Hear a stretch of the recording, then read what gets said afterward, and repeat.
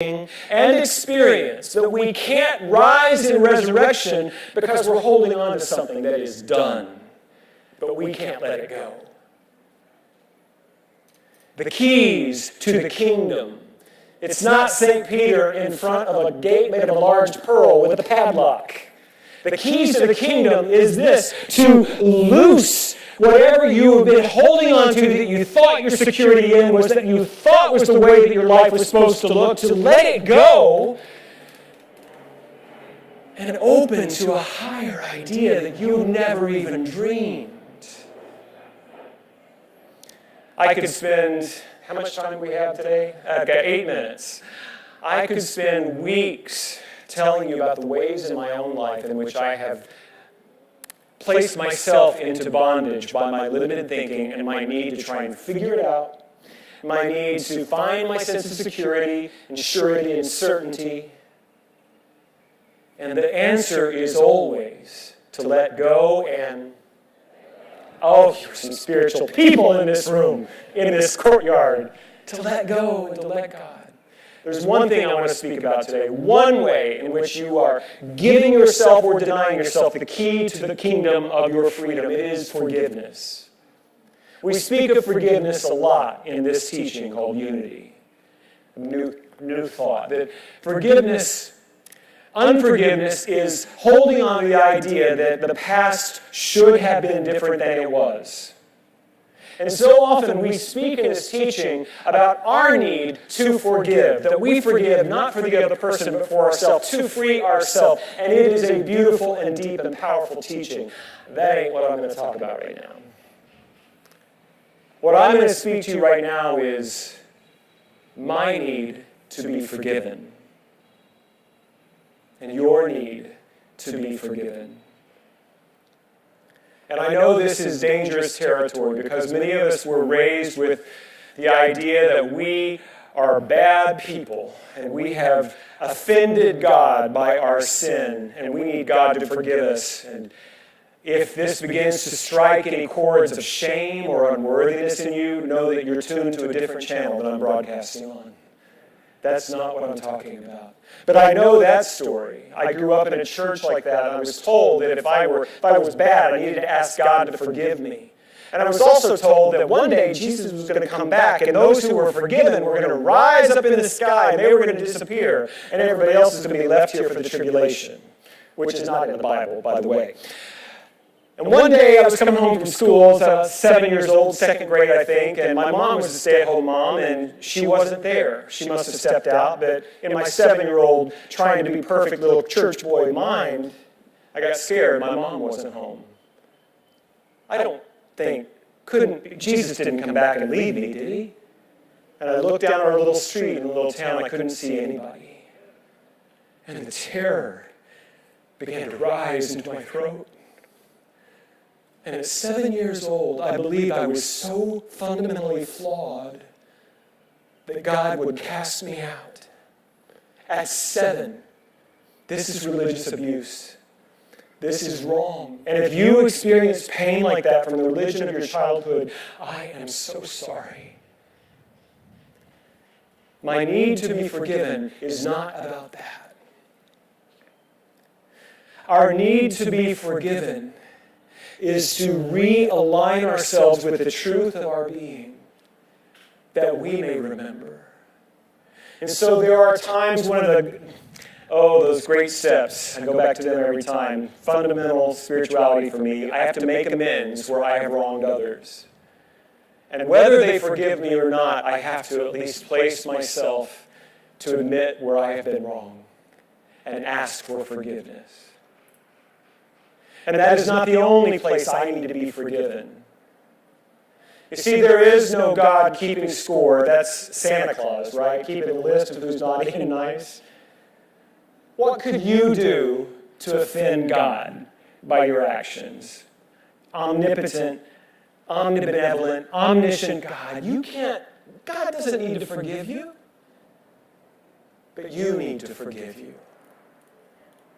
You need to forgive you for the times you failed. And you have, and I have. In this pandemic, we have seen some of the worst of our families and our political system. We have seen some of the worst in the ways we understand racial differences. We've seen it. It's right out here. We have spoken from our hatred and our mistrust, and we need to be forgiven. We need to admit that we've been wrong, and we need to be forgiven. And so the door that I ask you to open to your resurrection today is one of forgiving yourself for the times you didn't live up to your highest ideal. The story of Peter, before he was standing at the front door of heaven, he was a fisherman around the Sea of Galilee. He was a follower of John the Baptist, and then his brother Andrew said, "There's a new guy in town. You're going to love Jesus." And he brought Jesus down to meet him, and Jesus met Simon, was his name, and he said, "You are called Simon, but I will call you Cephas in Hebrew. Petros in Greek. Peter in English. Simon Shimon is the reed, that which moves easily. Cephas, Peter, the rock, that which is solid." See, Peter was impetuous. He was so dang human. He's my favorite guy in the Bible because he tries so hard and gets it wrong so often.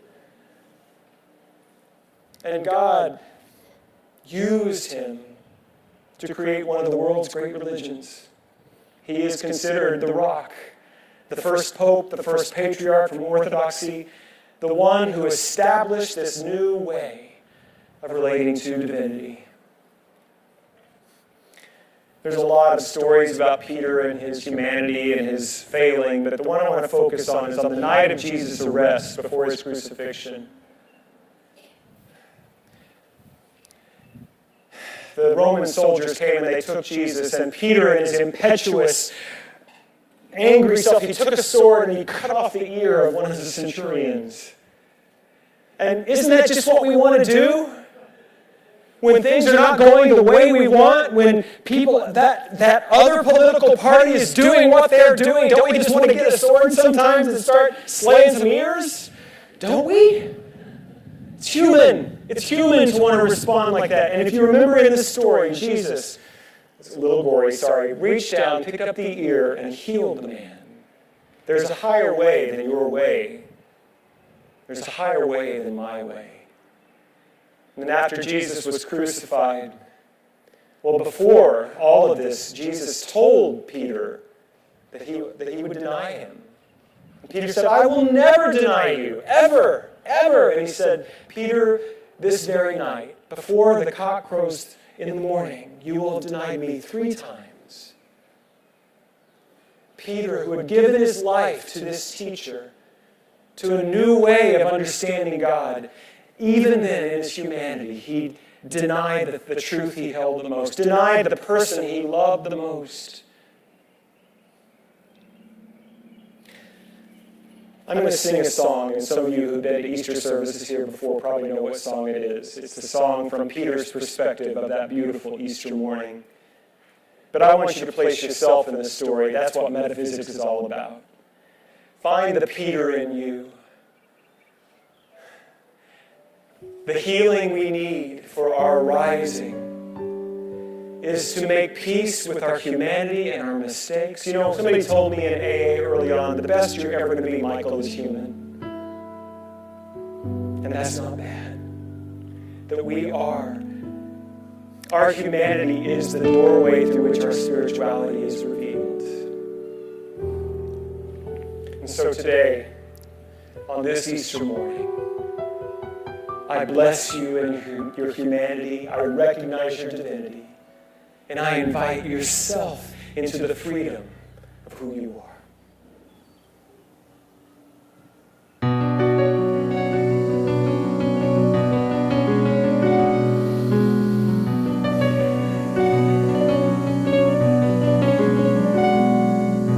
The gates and doors were barred, all was fastened down. I spent the night in sleeplessness and rose at every sound, half in hopeless sorrow and half in fear the day would find the soldiers breaking through to drag us all away.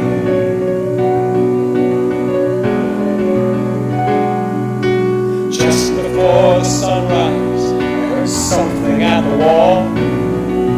The gate began to rattle, and a voice began to call. I hurried to the window, looked down into the street, expecting swords and torches, and the sound of soldiers' feet. There was no one there but Mary, so I went down to let her in. John stood there beside me. She told us where she'd been. She said they moved him in the night, and none of us knows where. The stone's been rolled away, and now his body isn't there. We both ran toward the garden, then John ran on ahead. We found the stone and the empty tomb, just the way that Mary said. But the winding sheet they wrapped him in was just an empty shell. But how or where they'd taken him was more than I could tell. Oh, something strange had happened there, just what I did not know. John believed a miracle, but I just turned to go. Circumstance and speculation couldn't lift me very high, 'cause I'd seen them crucify him, then I saw him die.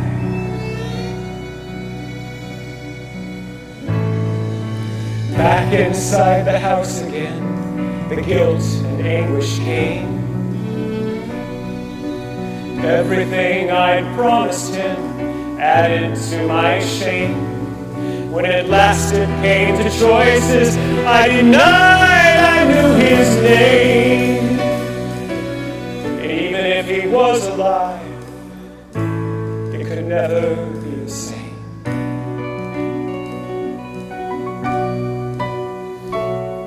Then suddenly, the air was filled with a strange and sweet perfume. Light that came from everywhere drove shadows from the room. Then Jesus stood before me with his arms held open wide, and I fell to my knees and clung to him and cried. He raised me to my feet, and as I looked into his eyes, love was pouring out from him like sunlight from the skies. Guilt and my confusion disappeared in sweet release, and every fear I'd ever had melted into peace.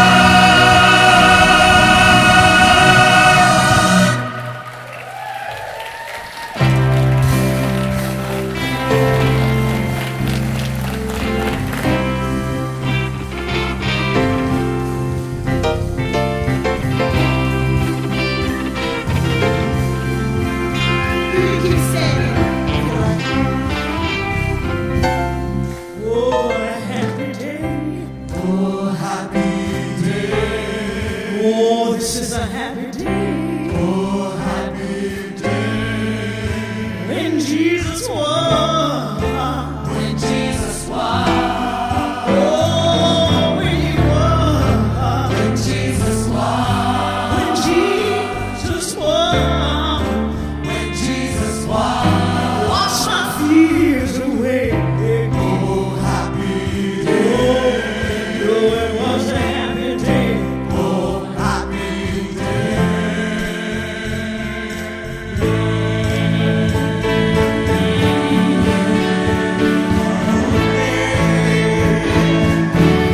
Oh, happy day. Oh, happy day. Oh, happy day. When Jesus won. When Jesus won.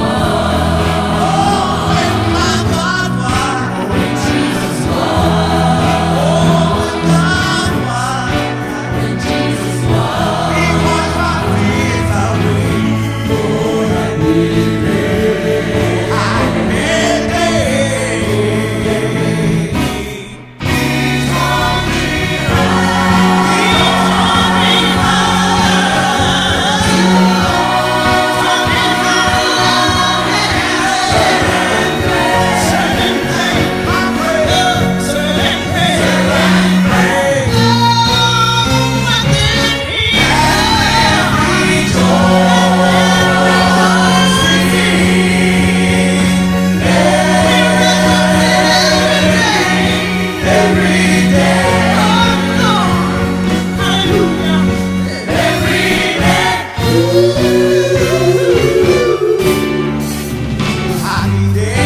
Happy day. Oh, happy day. When my Jesus was. Oh, when my Jesus was. Jesus was. Jesus was. When Jesus was. Oh, my fears away. Oh, happy day. He taught me how to love, and pray, to serve and pray, yeah, serve and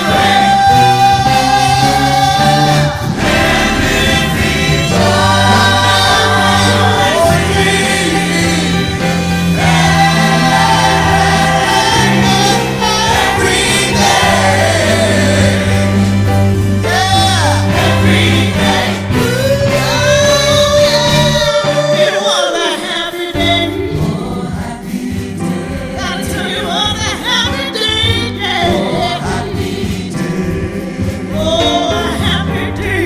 Oh, happy day. It was a happy, happy day. Yeah. Oh, happy day. Oh, happy day. Oh, happy day. Oh, it was a happy day. Oh, happy day.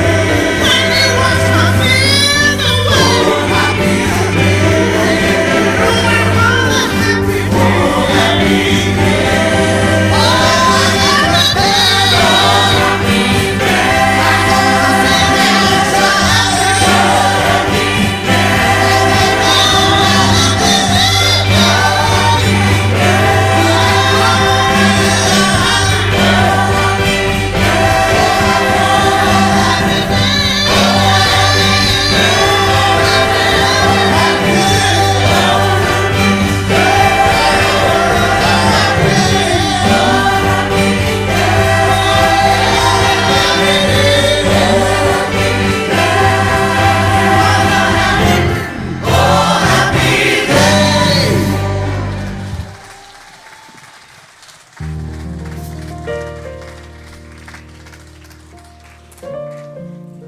Ooh, it is a happy day.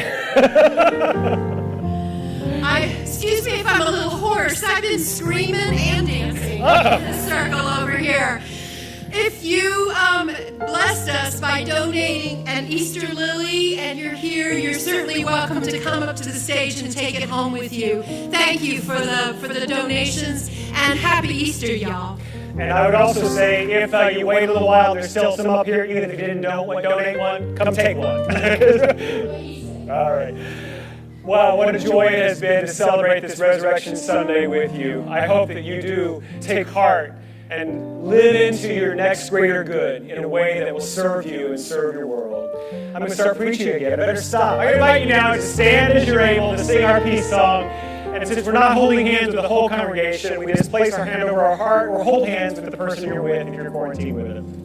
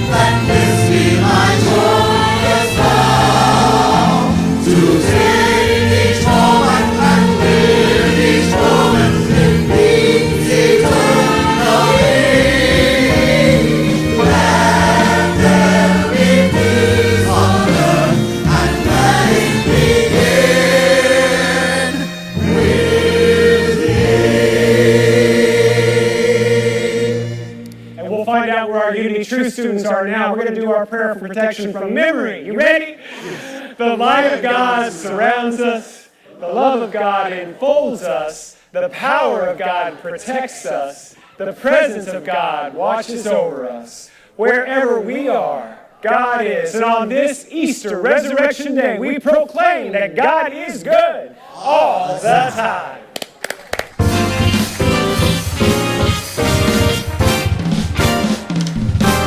It's a beautiful day.